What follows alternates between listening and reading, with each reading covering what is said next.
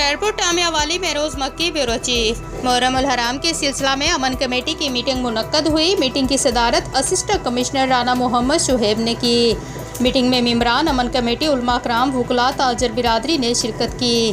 اس موقع پر assistant commissioner Rana محمد شعیب نے کہا کہ محرم الحرام کے ایام میں اخوت اور بھائی چارہ کی فضا قائم کرنا ہم سب کی ذمہ داری ہے۔ انہوں نے کہا کہ امن کمیٹی کے ممبران ہر مکتبہ فکر کے علماء، وکلاء، تاجر برادری نے محرم الحرام ایام کے علاوہ دیگر مذہبی تہوار منانے کے لیے انتظامیہ کے ساتھ بھرپور تعاون کرتی ہے۔ انہوں نے کہا کہ امن و امان قائم رکھنا ہماری ذمہ داری ہے۔ امن کمیٹی کے ممبران، علماء کرام، تاجر برادری، وکلاء نے مذہبی تہوار کے موقع پر اپنا بھرپور کردار ادا کرتے ہوئے امن و امان کی مثال قائم کی ہے۔